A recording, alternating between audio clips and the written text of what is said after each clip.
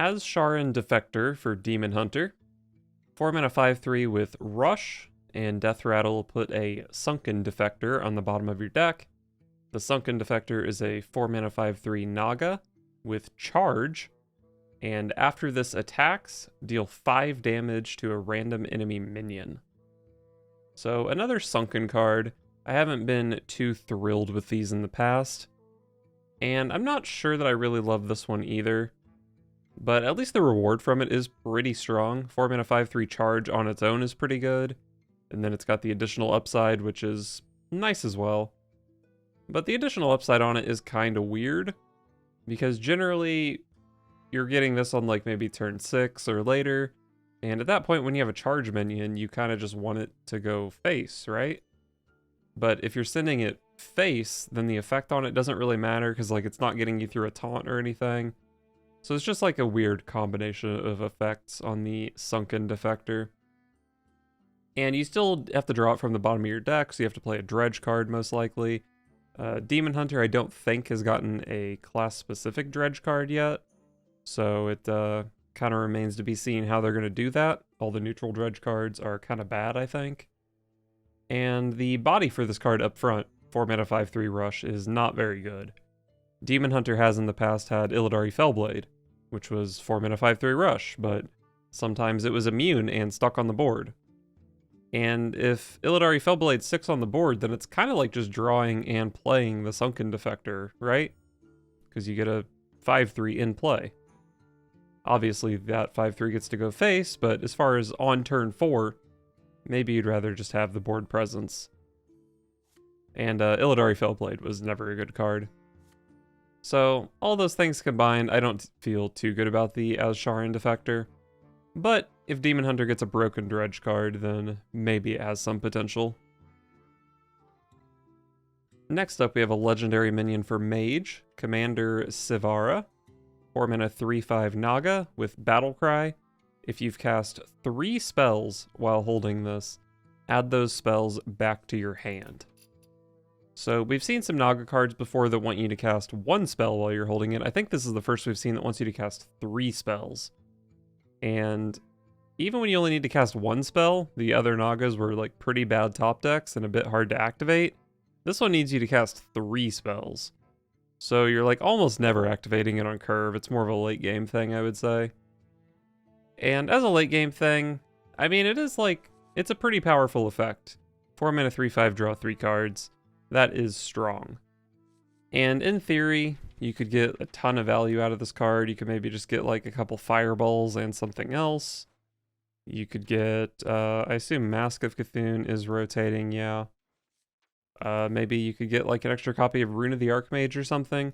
But to get that much value, you have to sink so much mana into this card. You have to cast the first rune, then Sivara, then you have to cast the second rune to actually get value out of it. So that's just like so much mana. So I think more likely you're probably getting some cheaper stuff. And as far as cheaper stuff goes, I mean, there are some like decent mage cards you can get, but not too many that are insane at the moment. A lot of these are rotating. I think probably the most interesting thing with this card is Wildfire. Just the more Wildfires you can cast in a Wildfire deck, the stronger it is. But other than that, I don't think there's anything too insane. I do think the card is like reasonably powerful, and if there's a slow mage deck that doesn't just feel terrible if they draw this card basically outside of the mulligan, then certainly this could see some play. But having to hold a card long enough to cast 3 spells, I think is a bit of a task. Especially since mage seems to be getting more minion-based things in this expansion with mechs, and then like the Naga theme, which of course this would fit into, but you still need room. Like, you can only play so many Nagas because you do have to cast a bunch of spells too, right? So, I don't know, kind of an awkward card. Awful top deck. But it is powerful. Next up for Priest, we have Handmaiden. 3 mana 3/2 Naga with Battle Cry. If you've cast 3 spells while holding this, draw 3 cards. So actually pretty similar to Sivara that we just looked at for Mage. But I think I like this one a little bit more. I think Priest likes drawing cards more than Mage likes generating cards, just generally drawing cards is better because you dig through your deck and start finding your more powerful things. And I think Priest just cares more about this effect than Mage does. And Priest also, I think it's a bit easier for Priest to just have like a bunch of cheap spells they can throw into this. We are unfortunately losing like Nazmani Bloodweaver, so maybe the sort of Miracle Priest where this card would really fit isn't going to see too much play. But I think Priest is pretty good at just playing a bunch of spells to fuel this, and they're pretty good at staying alive long enough to support this. So even if they don't draw it until like turn 5 or something, I think Priest can make it work. So I actually like this one quite a bit more than Sivara. But of course it does also require a deck that can support it. Next up, a legendary for Priest, Priestess Valishj. 0 mana, 1/1 Naga, with Battlecry, refresh an empty mana crystal for each spell you've cast this turn. So I think you are definitely playing this and the Handmaiden in the same deck. A deck that wants to play a lot of cheap spells. And as I said, Priest does have access to quite a few cheap spells. Although, Renew is rotating, Raise Dead is rotating, Draconic Studies is rotating, but they still have quite a few cheap spells that they can play. And this card has such insane potential. I mean, even if you only cast one spell with this, you still gain a mana. It's just like all upside. And you can theoretically gain so much mana. I mean, I guess theoretically you can gain 10 because that's where you're capped at. I don't really know exactly what you do with this card, but it's just got such insane potential. There has to be something that cares about just gaining a bunch of free mana and doing something ridiculous. And I think this and the Handmaiden are going to work really well together in some deck. I don't know what that deck looks like, but it's got to exist. Maybe it doesn't exist this expansion, but it will exist at some point. Like, I'm very certain of that. Next up, we have Coral Keeper for Shaman. 5 mana 3/4 Naga with Battlecry. Summon a 3/3 elemental for each spell school you've cast this game. So, first comparison for this card, obviously, is going to be to Multicaster. Multicaster is also a 3/4 that wants you to play different spell school things, but draws cards instead of summoning things. I do think, in general, drawing cards is probably more powerful, because for Shaman in particular, you can draw into, like, burn spells, lightning bolts and stuff. But depending on what the deck looks like, summoning 3/3s is pretty good as well. But also, like, most Shaman decks just want to play Multicaster, so that means they're already playing, you know, arcane spells, fire spells, nature spells, frost spells. So there's really just not that much cost to throwing this in your Shaman deck. So just based on that, it might see play because it's just a card you can throw in that doesn't need too much support. I guess one thing that gives me a little bit of pause about this card is you compare it to something like Cannon Mastersmith, which has a pretty similar effect. But I do think the Coral Keeper is pretty much just a better effect than this. You don't have to have stuff in play, and you don't really have to build your deck around it. It doesn't lose you anything when you play it. So I think it's enough better than Cannon Mastersmith that it could see play. It's just a board in a box kind of card. Forces the opponent to respond to it. If they don't, they lose. If they do, well, you only invested one card, so it's not really that big of a deal. Seems quite reasonable. Next up, we have Aquatic Form for Druid. 0 mana with Dredge. If you have the mana to play the card this turn, draw it. So this card, I think, is just really, really good. I think you just play 2 of these in every Druid deck for the next 2 years, because it's effectively just 0 mana tracking. And people already pay 1 mana for tracking. So why would you not play tracking for 0 mana? I mean, of course, you do have to have the mana to play the card. So it's not just like a card you can throw out whenever. But it's a discover, basically. So you have some control over what you hit. You can always just hold it until after you ramp, and then you have 8 mana, and you can draw into your Kazakusan, or, you know, whatever big thing you have. So, yeah, I mean, it just seems pretty good. You can play it in aggro to find a 1-drop on turn 1. Or later in the game, you find whatever card is likely to replace Arbor up. Or you play it in a ramp deck and you ramp up to 10 and then you can play any card you hit anyway. It's just a really insane card. Probably the strongest card that's been revealed so far.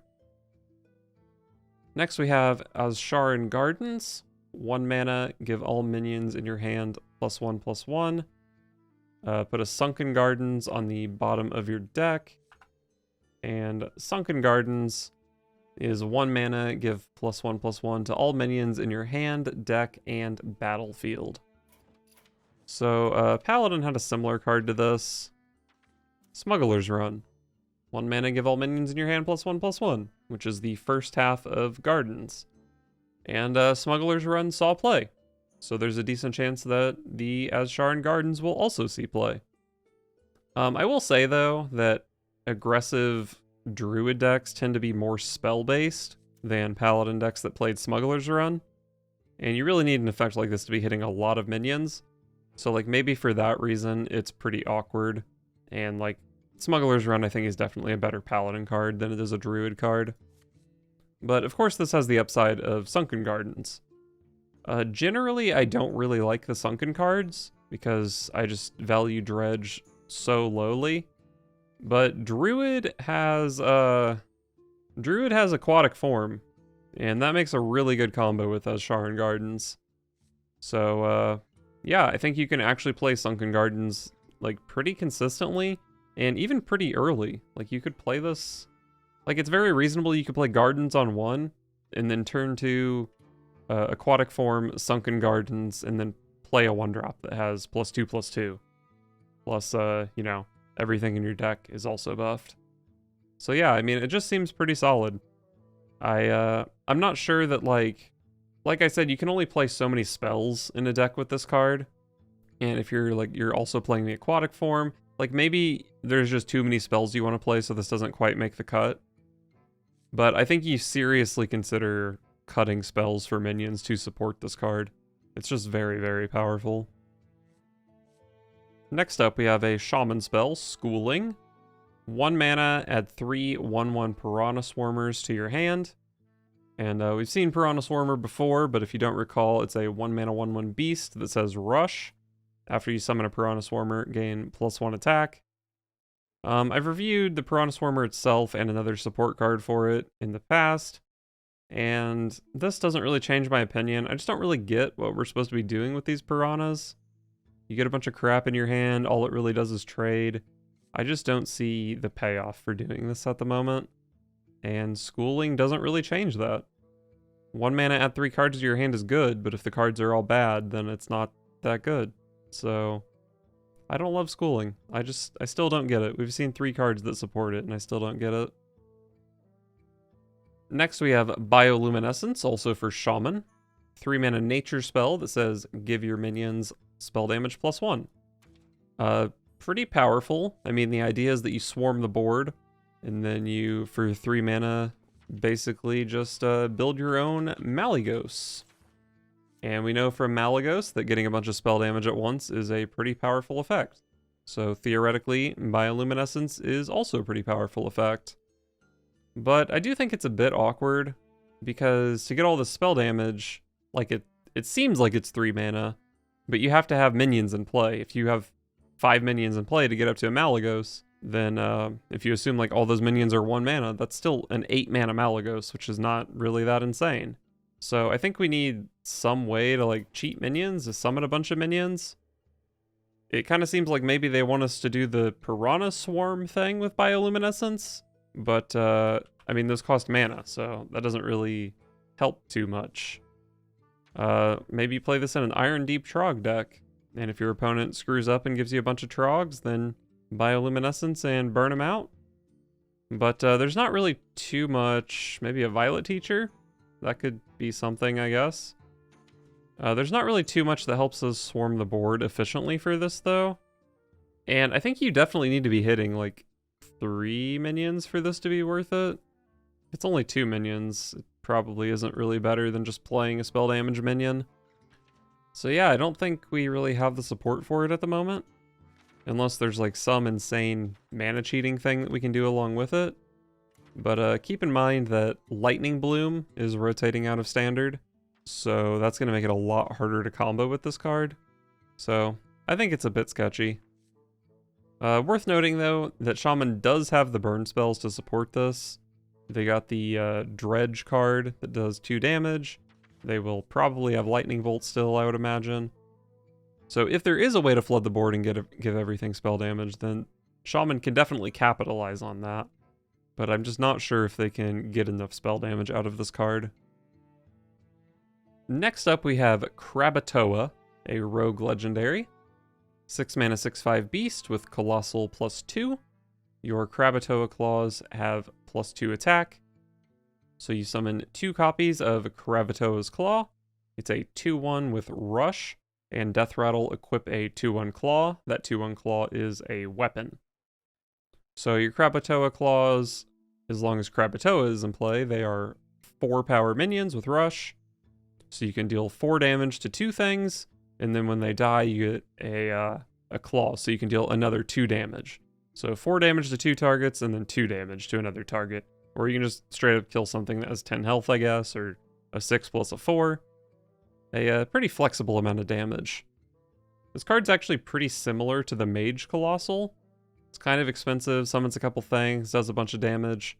But I think I like this one better. It's just 2 mana cheaper, so even if it probably does less damage on average, being 2 mana cheaper is pretty nice.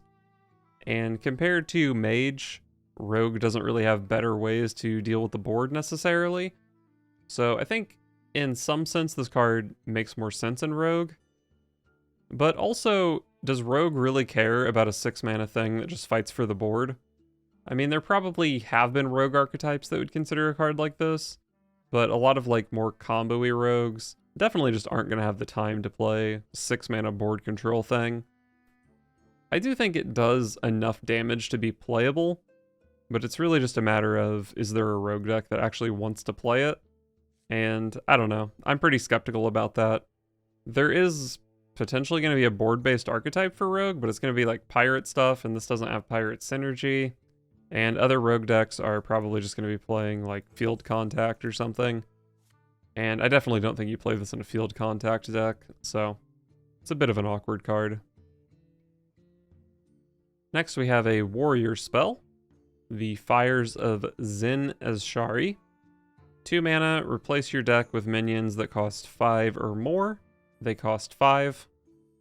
Definitely a meme card, pretty similar to, what was the Ungoro card that was similar to this? Explorer Ungoro. Yeah, definitely also a meme card. I mean, in theory, you can get big expensive things, and you only have to pay 5 mana for them. But it turns out a lot of things, a lot of just like random minions are just kind of bad. Even if you only play 5 mana for them, that's still not very exciting. And you can't like count on any synergies because you're replacing your deck. And for 5 mana, all the way up until turn 10, you only get to play 1 card per turn, which is kind of bad. So yeah, I mean, it's just a meme card. That's all it's designed to be. That's fine.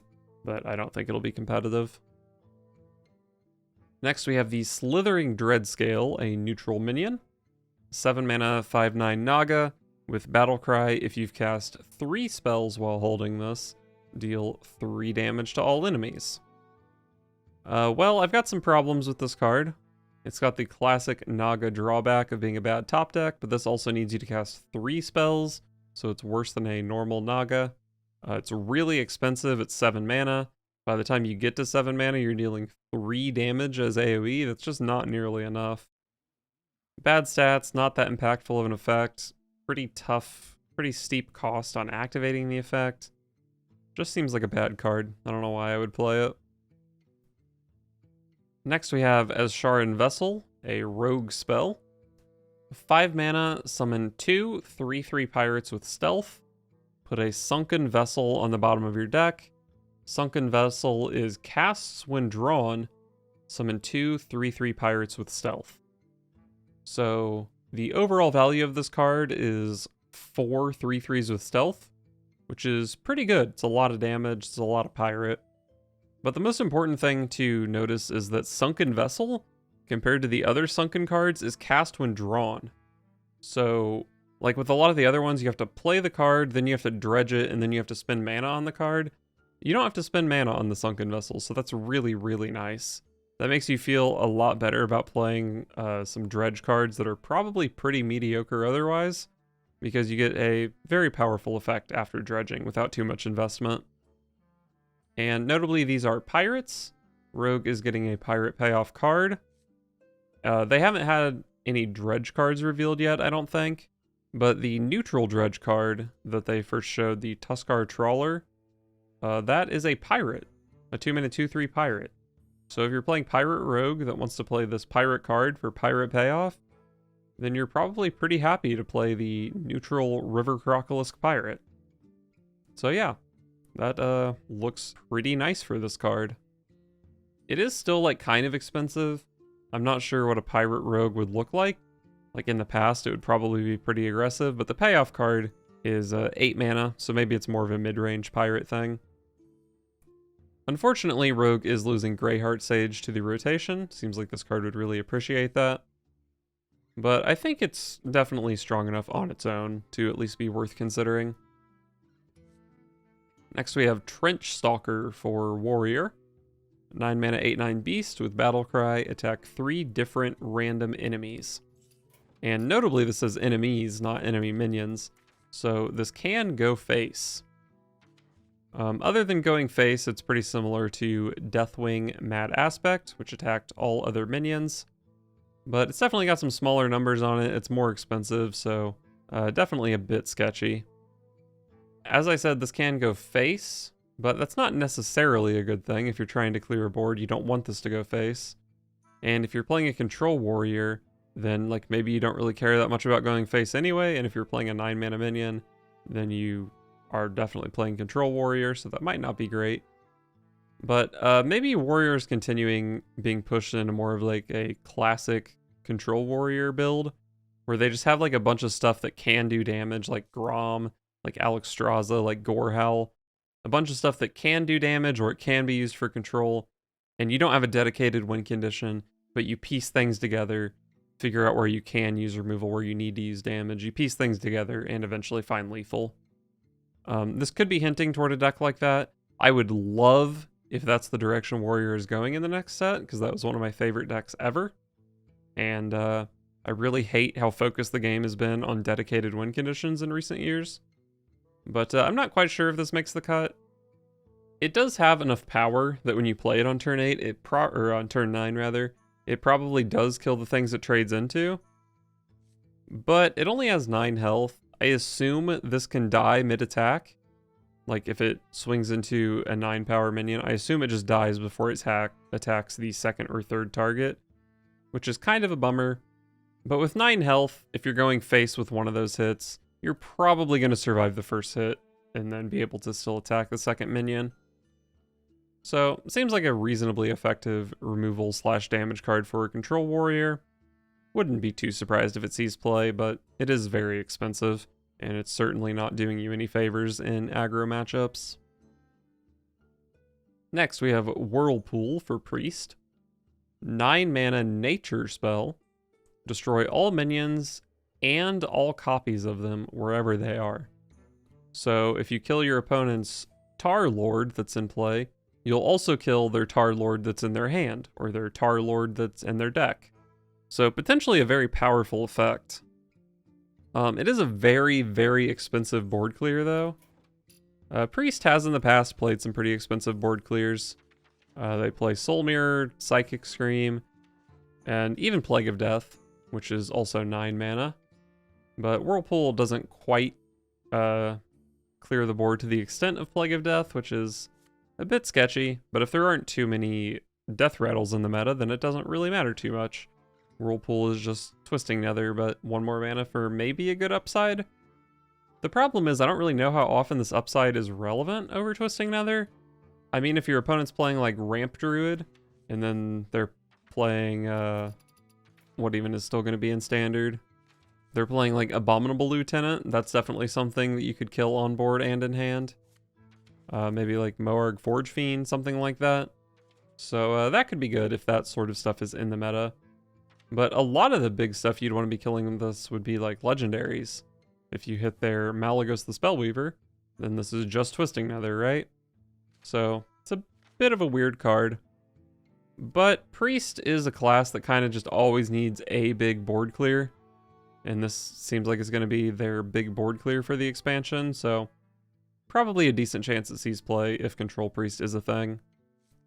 Also, if Control Priest is a thing, this card definitely helps you win in Fatigue, which is the way Priest often wins games, because it kills things from the opponent's deck. So they're just one card deeper into Fatigue. But I kind of doubt that Fatigue is going to be a relevant win condition going forward. The devs really, really hate Fatigue. So I don't think that aspect of the card matters too much. I think like 90% of the time this is just going to be Twisting Nether for 9 mana. And maybe depending on the meta, that'll be good enough for a Priest deck.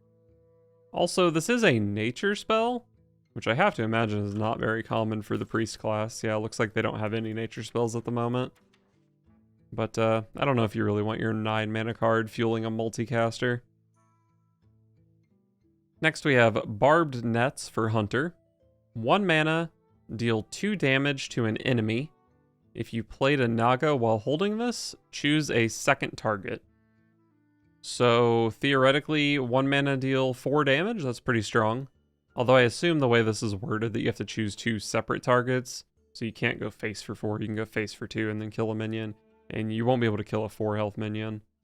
So not like super insane. But even just the floor on this card is pretty high. I mean, we know that Arcane Shot has seen play in Hunter. And this is just Arcane Shot but better, right?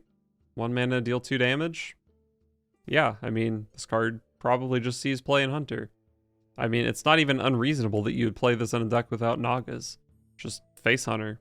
1 mana, deal 2 damage to face. Sometimes, well, without Nagas, you don't get to kill a minion, but if you have a Naga, sometimes you get to kill a minion. I don't know that, like, Naga Hunter is necessarily going to be a thing, but maybe there are a couple Nagas you just slap in your deck, and sometimes this card works, sometimes it doesn't. And Arcane Shot's a decent card. And also, it's just another damage card for Quest Hunter, which is a competitive deck. So, seems strong. And finally, for today, we have Queen Azshara. 5 mana 5/5 Naga with Battlecry. If you've cast 3 spells while holding this, choose an Ancient Relic. And there are 4 Ancient Relics. First we have Horn of Ancients. 3 mana, add a random Colossal minion to your hand. It costs 1. Seems pretty good. I think the cheapest Colossal minion we've seen so far is 6. So pretty good mana cheat on this card, even at the low end.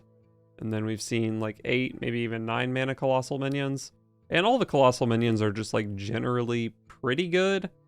Some of them are kind of underwhelming, but if you're only paying 4 mana total for it, I think they're all pretty good. Then there's Ring of Tides.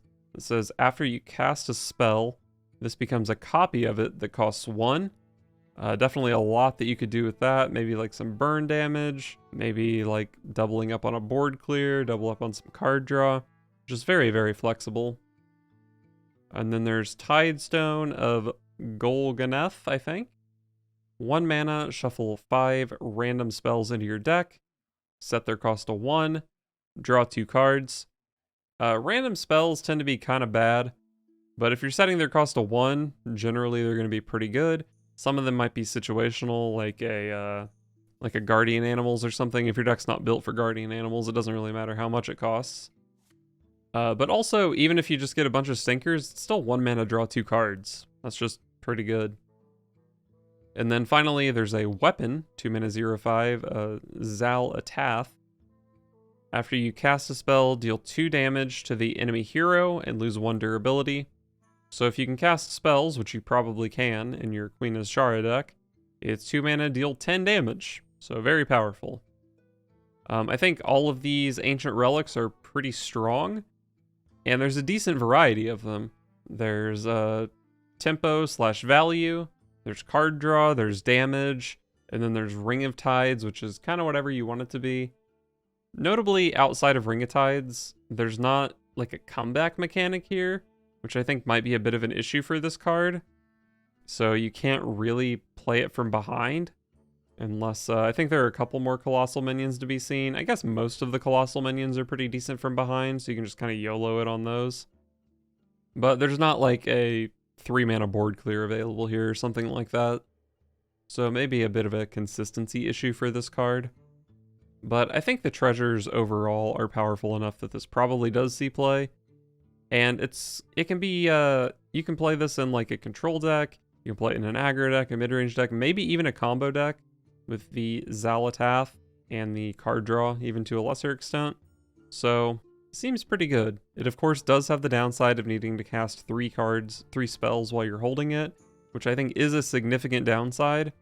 But I think this card is powerful enough that you're willing to build for it, a little bit at least. There are definitely going to be some decks you can just slot it into, and when it hits, it's really, really going to hit. So I think this card is powerful. Being a neutral, I would be shocked if it doesn't see play somewhere.